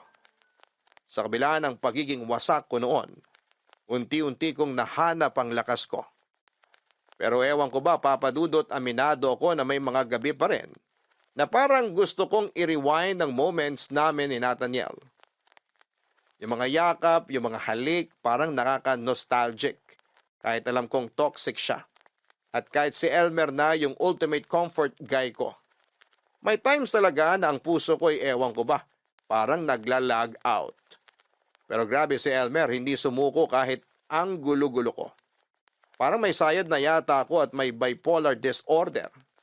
Pero slowly but surely ay pinakita ni Elmer kung ano ang pagmamahal na pure at walang kasinungalingan. Isang beses dinala niya ako sa bahay nila, Papa Dudut. Shock na shock ako kasi for the first time ay na-feel ko ang love na walang halong pain. Tapos ayun na nga, nag-confess siya. May feeling siya para sa akin. Siyempre, kinilig ako. Naging kami o hindi ba, akala ko eto na ang fairy tale ending ko. As in super saya namin, ang dami naming kwentuhan, asaran at kulitan. Sabi ko pa, Lord, eto na ba talaga? Feeling ko ay narinig ko pang sinabi ng langit na yes, Rika, eto na. Pero Papa Dudut, hindi ko inaasahan na magiging plot twist ang buhay ko. After 1 week lang ay bigla siyang nawala. Walang paramdam. Walang pasabi. Ang malala ay nag-effort pa ako na magpagawa ng cake para i-surprise siya sa birthday niya. Pero guess what? Ako lang ang kumain ng cake na yon. Promise, ang sakit-sakit. Literal na yon ang pinakamalungkot na cake sa buong buhay ko. Tinext ko siya non-stop pero wala talaga hanggang sa finally naka-receive ako ng text na pinaka-heartbreaking sa buong buhay ko. Stop bothering me. Nasaktan ako, Papa Dudut. Parang yung moment na nasa alapapa ko ay bigla na lang akong nahulog. Walang parachute. Diretso sa lupa. Si Elmer na akala ko ay light of my life ay biglang naging shadow na lamang. Kaya sabi ko, sige na nga, magbabagong buhay na lamang ako. Magpapaka-independent woman ako. I packed my bags at nagbagyong mag-isa. Supposedly, kami dapat ni Elmer ang pupunta sa Baguio together. Pero ayon, malamig ang Pasko ko. At hindi dahil sa weather kung hindi sa puso ko. Siyempre, nagbabaka sakali pa rin akong makita siya doon pero wala talaga. Tinanggap ko sa mga araw na yon na magiging malungkot ang bagong taon ko at magiging bitter ako sa mga paputok. Pero sa mga sandaling yon, hindi ko inaasahan na magte-text si Nathaniel. Sinabi niya na hindi siya tumigil sa pagmamahal sa akin. At ako raw ang tanging minahal niya. Humingi siya ng tawad sa mga nabitawan niyang salita noon sa akin. Dahil bugso lang daw yon ang matinding damdamin. Naramdaman ko ang pagkagulo ng puso ko, Papa Dudut. Sa panahon na yon ay napaisip ako kung dapat ko bang buksan muli ang puso ko para sa kanya. O dapat ko na bang tapusin ang lahat at magpatuloy na sa bagong simula na ako lang ang magmamahal sa sarili ko. Na forever akong single, na magiging bitter ako sa paputok ngayong bagong taon. Grabe, Papa Dudut. Binigyan ko si Nathaniel ng one last chance. Kasi nga naman, baka sakaling magbago siya, hindi ba? Pero naku, ang ending, hala hindi pa rin pala. Nahuli ko siyang may ibang babae and guess what? Ang habol lang pala niya sa akin ay ang pera ko. Pera, Papa Dudut. Imagine that.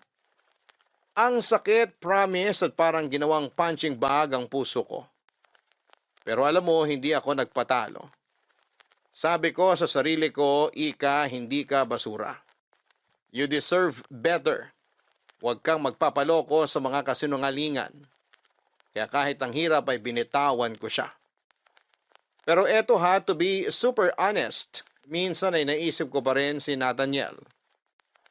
Pero hindi na dahil mahal ko siya.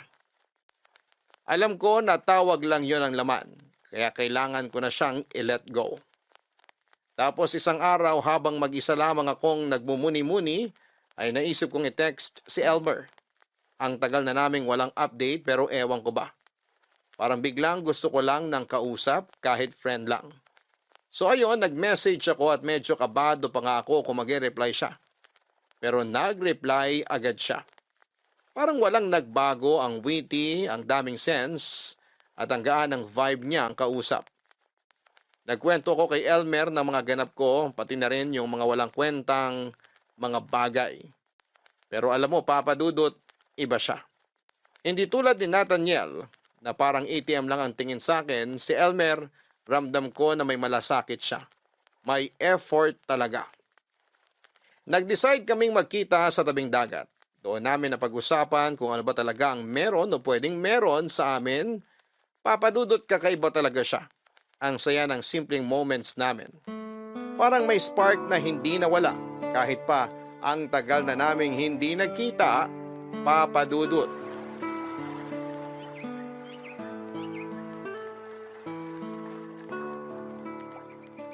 Alam mo, next week nasa Manila na ako. Doon na talaga ang bagong chapter ng life ko. Ikaw, after a month, sunod ka ha? Oo naman, susunod ako. Pero syempre, may Japan moment muna ako kasama si Lola. Kailangan ko siyang samahan eh. Wow, ang sosyal. Ang yaman niya talaga, no? Si Lola lang yon, hindi ako. Siyang mayaman. Ako pasabit lang sa biyaya. Pero kahit sabit, dugong mayaman ka pa rin. Nako, ikaw talaga. Pero ate, gusto ko mag-thank you. At gusto ko rin mag-sorry. Alam kong nasaktan talaga kita noon. Past is past, Elmer. Ang mahalaga, okay na tayo ngayon. Oo nga, pero gusto ko lang linawin. Hindi ko kinakalimutan yung mali ko. Accountability, ika nga. Kaya nga humihingi ako ng tunay na sorry sa'yo. Okay na ako. Hindi mo na kailangang ulit-ulitin. Tsaka, diba sabi nila, time heals. Tapos na yun. Ay, ikaw talaga. Walang nagbabago. Na ano? Pangit. Maloko ka talaga. Pero, seriously ate, may gusto akong linawin. Parang serious na to ha. Ano na naman yan? Totoo to ah. Mahal pa rin kita. At hindi talaga yun nagbago kahit anong mangyari. Ang sakit din sa akin nung sinabi ko noon na tigilan mo na akong i-message. Pero natakot ako. Natakot ako na baka hindi mo kayanin. Mahal mo ko pero natakot ka. Hindi ko kakayanin. Hindi kita naiintindihan. Pero ito ha, totoo rin to. Mahal din kita, Elmer. Wow, ang sarap marinig nun. So, ibig sabihin ba nito, tayo na ulit? Depende. Kung hindi ka aalis bigla after 1 week at sabihan ako ng, "Stop bothering me!" Ay, grabe ka. Sorry na. Hindi na mangyayari yon, okay? Sorry, masyado ako nadala. Kanina ka pa sorry ng sorry. Okay lang naman. Ano ka ba? Gusto ko naman eh. Pero teka, Elmer. Ano nga yung sabi mong baka hindi ko kayanin? Medyo kinakabahan ako, ha? Mukha lang akong walang sakit, pero May sakit ka? May taning ka? loko ka, hindi ganon. May mild autism ako at ADHD. Ha? Seryoso ka? Pero alam mo, hindi halata ah.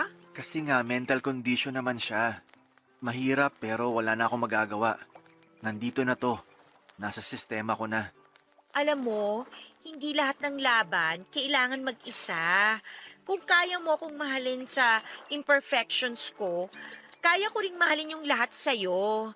Elmer, hindi ka pabigat. Nasasabi mo lang yan dahil hindi mo pa talaga ako nakakasama ng matagal. Nako, baka mag-ibang tingin mo sa akin. Pero gusto ko lang sabihin sa'yo na ikaw lang ang nagpapalakas sa akin. Naiintindihan ko. Lahat tayo may mga pinagdadaanan. Hindi ko naman kinakailangan maging perpekto, di ba? Kaya ko namang suportahan ka. Gusto ko rin na mas maging buo ako. Tsaka ikaw din. Siguro magiging tama yung sinasabi nila na love will conquer all. Na makakayanan natin lahat. Na makakayanan ko kung ano man yung kondisyon mo. Pag-aaralan ko kung paano ka i-handle. Sana lang di mo ako iwan kahit gaano pa kabigat ang dala ko. Gusto ko talagang magtulungan tayo. Hindi kita iiwan, Elmer. Sigurado ako na kaya natin to. Basta magtulungan tayo, walang imposible. Salamat ate. Ay, bakit ate pa rin ang tawag mo sa akin? Huwag na yung ate! Anong gusto mo? Let me think. Dear na lang kaya? Wow, vintage vibes! Sige na nga, dear! Basta dear na tayo pagdating natin sa Manila, okay? Sige na nga, dear na!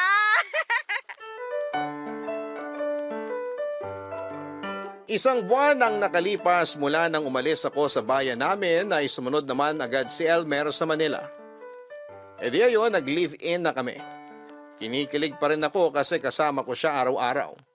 Pero habang tumatagal ay napapansin ko na yung kakaibang quirks niya.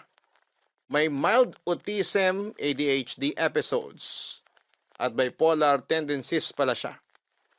Sa isip ko ay carry ko to, love ko siya pinili ko to so laban lang. Pero papadudot, grabe ha. Ang mood swings ni Elmer ay parang weather sa Pilipinas. Hindi mo mahulaan. Minsan ang sweet-sweet niya, parang papi na gusto lang lambingin. Pero may days naman na parang wag mo siyang lalapitan, parang ibang tao na siya. Naguguluhan tuloy ako. Like, ano ba talaga tayo, Elmer? Kahit mga simpleng bagay, nagiging komplikado. Ang sakit isipin na parang ako lang ang nagsisika para maging okay ang lahat. Pero alam mo, kahit na ganoon, ay mahal ko pa rin siya.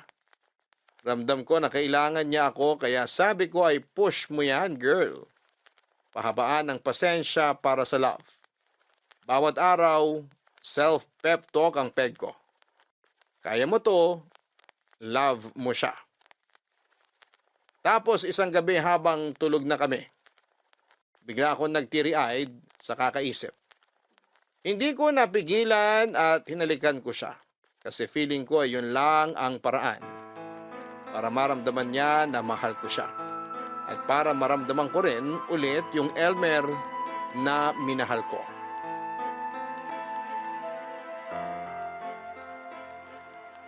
Ano ba? Anong ginagawa mo? Hinalikan lang kita. That's disgusting! Bitiwan mo ako! Hindi mo dapat ginawa yon. Alam mo dapat na mali yung ginawa mo. Sorry na. Pero ginagawa naman natin to noon na. Mag-iisang buwan na tayong nagsama dito sa Manila. Hindi mo na ako hinahalikan. Eh dati palagi mo naman tong ginagawa kapag nakikita tayo. Hindi ka makapaghintay? Alam mo namang marami akong iniisip. Marami akong problema. Gets ko naman. Namiss lang kita. Namiss ko yung kausap ko dati. Nagsasama nga tayo sa iisang bubong pero parang ang layo-layo mo naman. Parang may malaking harang na namamagitan sa atin. Gusto mo may mangyari sa atin. Sabi ko naman sa'yo na maghintay ka lang. Darating din tayo dyan. Hindi naman sa ganon. Nasasaktan lang ako because you're near yet so far. Pwede bang wag mong i-justify ang ginawa mo? Mali yun. Dahil walang consent yun. Eh ano pala tayo? Bakit tayo nagsasama sa iisang bubong? Alam mo, dear, naguguluhan ako. Hindi ko gusto ang ginawa mo. Kasi naman simula nung nandito na tayo sa Manila, I'm hoping that everything will be okay. Pangit ako, gwapo ka, oo, alam ko naman yun. Parang ang hirap sigurong paniwalaan na pwede tayo. Nagsimula na tayong bumuo ng buhay dito, di ba? Alam kong hindi perpekto, pero hindi ba mahal mo naman ako? Hindi ko na alam kung pantasya lang ba itong lahat na nangyayaring ito. Hindi mo dapat sabihin yan. Hindi yan ang issue. Ang issue dito, hinalikan mo ako habang wala akong kaalam-alam. Tulog ako. Walang consent. Pero naghali ka na naman tayo before. Anong pinagkaiba nung ngayon? Kasi noon ginusto ko. Ngayon, pinagsamantalahan mo ako. Magkaiba ang ginusto at sa hindi. Ano? Hindi kita pinagsasamantalahan, ha? We're living together. Magkasama tayo sa isang bubong. Ano ka ba? Bumubuo tayo ng buhay natin together. Nagmamahalan tayo. And I'm frustrated na hindi man lang kita makausap ng matino. Para bang ibang tao yung kaharap ko. Tama na. Matutulog na lang ako. Wag mo akong hawakan. Elmer? Diba sabi ko tumigil ka na? Walang patutunguhan yung mga sinasabi mo. So ano? Ano na ba talaga ako sa'yo? I'm sorry if I go beyond the boundary, ha? Patawarin mo ako kung niyakap kita, kung hinalikan kita. Patawarin mo ako kasi mahal kita eh. Sige na, matulog na tayo. Sandali. Gusto ko lang sabihin sa'yo na may trauma ako. Kasi may taong humalik at hinipuan ako noon sa lounge ng call center. It was traumatic. Parang feeling ko bumalik nang hinalikan mo ako nang hindi ko alam. Elmer? I'm sorry, ha? Hindi ko alam. I'm so sorry talaga. Alam mo, Papa Dudut, naawa talaga ako kay Elmer. Naawa ako kasi alam kong nahihirapan siya. Pero inis na inis din ako sa sarili ko kasi parang hindi ko mapigilan ang mga impulsive moments ko. Pero paano ba? Mahal na mahal ko yung tao. Kaya kahit papaano ay hindi ko rin masisi ang sarili ko. Matapos yung pagsubok na yon ay natutunan ko na kahit na anong pagkakamali ay hindi yon magiging hadlang kung talagang tunay ang pagmamahal. Nagkapatawaran kami ni Elmer, Papa Dudut, at kahit gaano kahirap ay pinili ko siyang ipaglaban. Nagpakatibay ako lalo na dahil alam kong hindi madali ang relasyon namin. May bipolar disorder si Elmer at alam kong malaking adjustment yon para sa aming dalawa, Papa Dudut. Unti-unti ay natutunan naming iset yung boundaries namin. Mas naging klaro ang relasyon namin. At doon ko naramdaman na mahal niya talaga ako. Isang gabi, Papa Dudut, na pag-usapan namin na i-level up ang relasyon namin. Nagsiping kami, ginawa namin sa unang pagkakataon na ipaubaya namin ang aming mga sarili sa bawat isa. Naging iisa kaming dalawa, Papa Dudut. Ang saya ko kasi ginawa namin yon nang may pagmamahal at tiwala sa isa't isa. Parang lahat ng doubts at fears ko noon ay nawala na. Hindi ko ipagkakaila, Papa Dudut, na minsan ay sobrang hirap din talaga. May mga araw na unpredictable ang mood niya. Pero sa kabila ng lahat ng kalituhan, isang bagay lang ang sigurado ako. Mahal ko po si Elmer at mahal niya ako. Alam kong hindi niya maitago ang kondisyon niya at aware din siya na minsan ay mahirap siyang pakisamahan. Pero ang pinakamahalagang bagay na natutunan ko, Papa Dudut, ay yung tanggapin siya ng buong buo. Sa bawat episode niya, nandun ako. Nakaalalay at handang magtiis. Para sa akin, yun ang essence ng tunay na pagmamahal. Hindi perpekto, pero buo. Papa Dudut, parang araw-araw na lang yatang may tensyon sa pagitan namin ni Elmer. Magkasama nga kami sa isang bubong pero parang wala ng koneksyon. Ramdam ko na hindi lang siya malayo physically pero emotionally rin. Madalas kaming magkasakitan. Hindi man physically pero masakit pa rin sa damdamin. At sa tuwing ganito ay parang pareho na kaming napapagod. Kapag nararamdaman ko na parang inaatake niya ako sa mga salita niya ay hindi ko mapigilang maghanap ng paraan para makatakas. Kaya ayon, Papa Dudut, gumawa ako ng isang bagay na alam kong mali. Nag-text ako kay Nathaniel. Alam ko na kay Nathaniel ako makakahanap ng comfort. Na makakalimutan ko ang lahat ng sakit kahit saglit lang. At hindi lang yon, nagkita pa kami, Papa Dudut. Muntik na talaga akong magkamali. May pagkakataon na parang bumalik ang dati naming samahan. Yung nakaraan namin na puno ng init at tukso. His presence was tempting. Parang natatakam pa rin ako kay Nathaniel. Pero sa kabila ng lahat ng tukso, hindi ko tinuloy. Hindi ko rin maintindihan, Papa Dudut. Habang gustong-gusto ng katawan ko na magpatangay, nasa isip ko pa rin si Elmer, na kahit gaano kahirap ang sitwasyon namin ay hindi ko siya kayang pagtaksilan. Hindi ko kayang sirain ang tiwala niya, kahit na madalas na akong naguguluhan sa mga nangyayari sa relasyon namin. Kaya tumanggi ako makipagsiping kay Nathaniel, Papa Dudut. Alam kong tama iyong desisyon ko.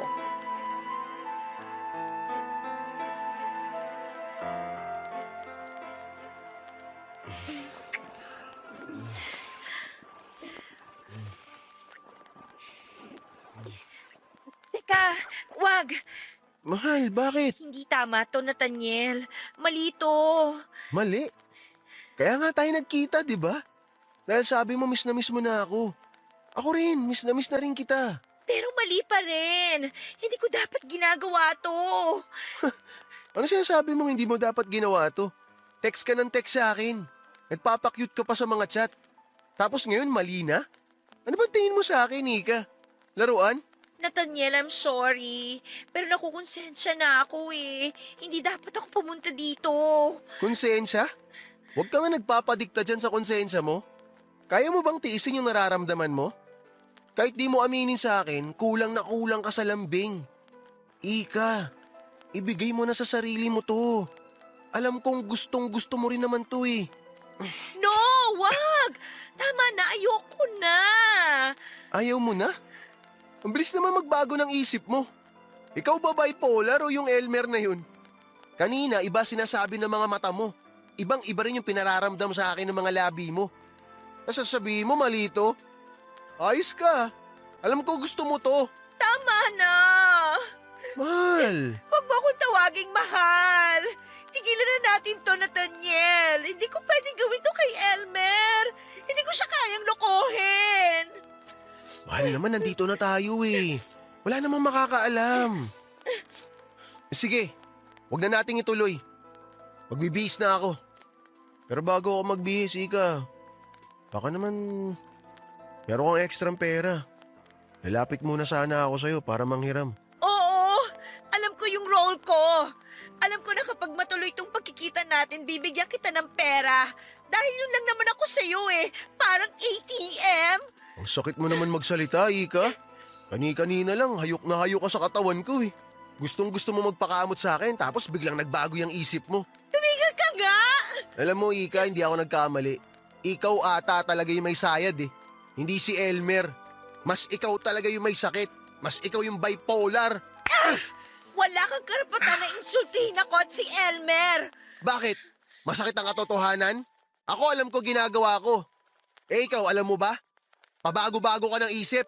Ginagawa mo akong tanga. Huwag kang pa-victim dyan. Tuwing nag-aaway kayo ng Elmer na yon, hindi ba ako chinechat mo? Sabi mo makikipaghiwalay ka na sa kanya kasi hindi mo na siya kaya.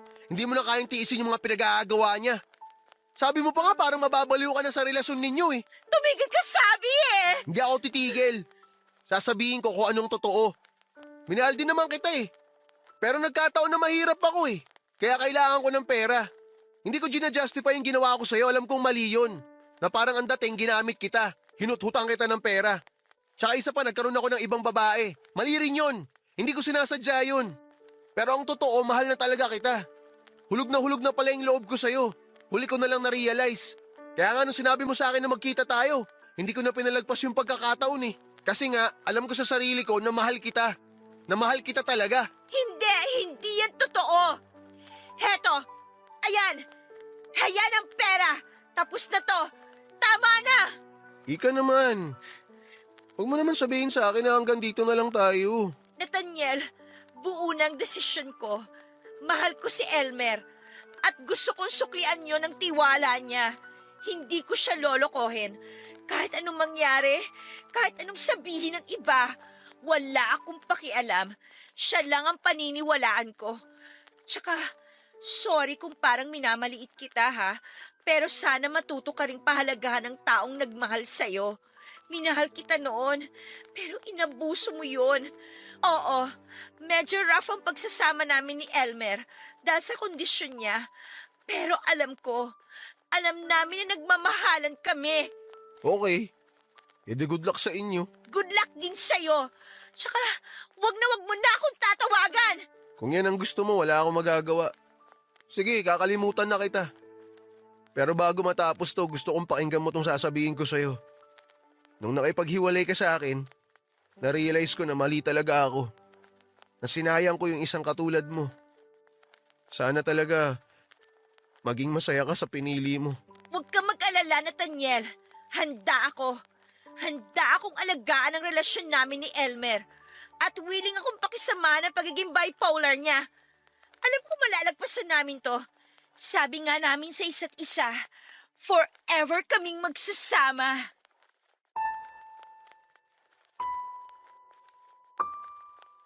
Mahal ko si Elmer. Pero sa totoo lang, minsan naiisip ko, paano na ako? Kaya ko bang ayusin lahat ng ito? Parang sa sobrang dami ng problema, nakakalimutan ko na rin kung paano ako dapat alagaan. Pero natutunan ko na may mga bagay talaga na worth fighting for. Oo, mahirap kasi si Elmer may bipolar disorder. At hindi biro ang epekto nito sa relasyon namin. Sa simula sabi ko ay kaya ko ba ito? Makakaya ko bang makisama sa ganitong sitwasyon? Napuno kami ng tampuhan, iyakan at minsan ay parang gusto ko nang sumuko. Pero naiisip ko rin na kung mahal mo ang isang tao ay gagawin mo ang lahat para intindihin siya.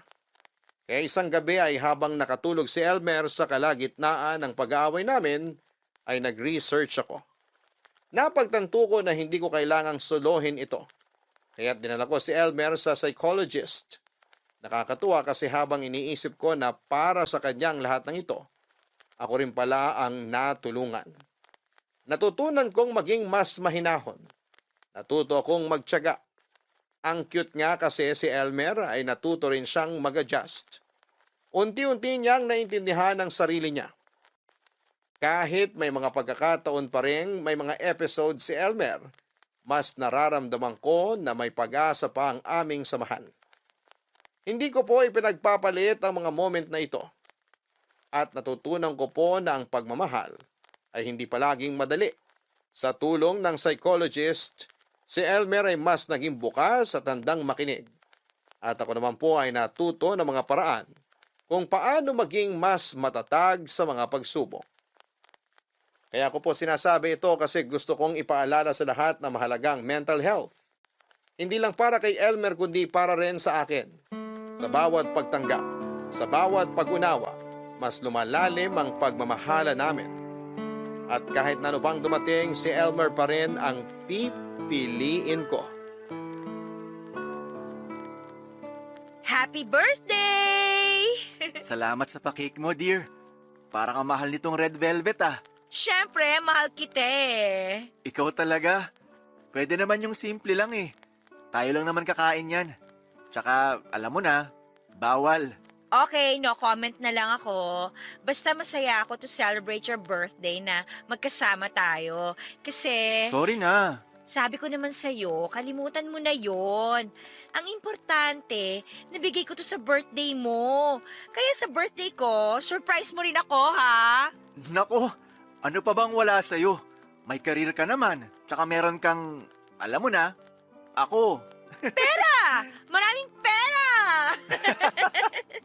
Dapat lang talaga maraming pera, no? Basta, magtatrabaho tayo para marami tayong savings. Para makagawa na tayo ng sarili nating bahay. Kahit maliit lang at madaling linisan. Alam mo, sobrang happy ako kasi minahal mo ko. Alam mo, dear, kung masaya ka, mas lalong masaya ako na minahal mo ko. Biruin mo, natiis mo ko. Bihira na rin makahanap ng ganon. At ang swerte ko, kasi nahanap kita. Worth na tiis ka naman kasi. Tsaka pinakita mo sa akin na wala kang ibang hangad kundi ang mahalin ako, mapasaya ako, ganun. Salamat pala, dear, kasi pinilit mo akong magpunta sa psychiatrist. Dati kasi parang wala akong tiwala eh. Feeling ko kasi ginagaslight lang ako. Pero dahil nandyan ka, naging panatag ako. Ang importante, okay na tayo. Iniisip na lang natin yung financial security natin. Alam mo, ayoko na maging bipolar ang laman ng wallet natin. Kapag nandito tayo sa Pinas, yan talagang pinagbawal na teknik. Ang mawalan ng laman ng wallet. Kaya nga go, go, go, work lang tayo. Pero inaalagaan naman natin ang health natin. Mahal ang paggamot kapag nagkasakit. Siyempre naman. Basta sobrang nagpapasalamat ako sa'yo. Kasi tinanggap mo ako kahit bipolar ako, may ADHD. Mild lang naman, pero kapag may episodes, pagpasensyahan mo na lang talaga ha. Nakokontrol ko na siya, hindi ba? Nag-improve na ako simula nang dinala mo ako sa doktor. Oo naman. Sobrang laki kaya ng improvement mo. At mas lalo ko pang naramdaman ng pagmamahal mo. Kasi never ever kang nag-ask sa akin ng kapalit. Nako, kakain na tayo nitong cake. Ay, teka. Ako na lang ang mag-slice. Konti lang kakainin mo nito ha. Mahirap na. Alam ko. Basta konti lang talagang kakainin ko. Hindi po madali ang lahat, Papa Dudut. Pero sa kabila ng lahat ng pagsubok ay natutunan ko kung paano magpasensya at umunawa sa mga bagay-bagay. Sa pagsasama namin ni Elmer ay masaya akong sabihin na pareho kaming nagtutulungan sa bawat takbang ng aming buhay. Sa amin pong kondo, hati kami sa lahat ng gastusin at syempre, nagtutulungan kami sa mga pangarap namin para sa hinaharap. Hindi ko po kayang ilarawan kung gaano kalaki ang pagbabago na nararamdaman ko mula na magkasama kaming dalawa. Lalo na nang kumonsulta si Elmer sa psychologist. Hindi lang siya nagbigay ng emosyonal na suporta, kundi pinaramdam niya rin sa akin na maganda ako. Hindi lang sa panlabas, kundi lalo na sa aking puso. Natutunan ko rin pong mahalin siya ng mas malalim at intindihin ang kanyang kalusugan. Pati na rin sa mental health niya. Dahil sa kanya ay naging mas mabuting tao ako, Papa Dudut. Ngunit hindi ko po may tatanggi na may mga pagkakataong nahihirapan pa rin po ako. Hindi ko po agad naintindihan ang bipolar disorder ni Elmer. Grabe po ang adjustment na kailangan ko. At minsan, ang mga mood swings niya ay mahirap pakisamahan. Kaya nagkakaroon kami ng tensyon. Pero sa mga ganong pagkakataon ay pinipilit ko pong intindihin siya. At natutunan ko rin na hindi ko dapat gawing responsibilidad ang pagpapasaya sa kanya. Kailangan ko rin pong magpatawad sa sarili ko at matutunan kung paano maging matatag para sa kanya. Ngayon po ay nagawa ko na pong yakapin ang lahat ng aspeto ni Elmer, pati ang bipolar side niya. Sabi ko nga ay pahabain ko pa ang PC ko para sa kanya. At sana po sa tulong ng pagmamahal namin ay magtulungan kami para mapanatili ang magandang relasyon. Umaasa po akong mabibigyan kami ng lakas at magandang kalusugan para magpatuloy ang aming pagmamahalan at maging normal ang aming pagsasama sa kabila ng lahat ng pinagdadaanan. Maraming salamat po, Papa Dudut, sa pagbibigay ng pagkakataon sa akin na maibahagi ang aming kwento. Sana po'y magbigay gabay ito sa mga taong may katulad ko na pinagdadaanan at matutunan nilang mag-intindi sa mga tulad ni Elmer.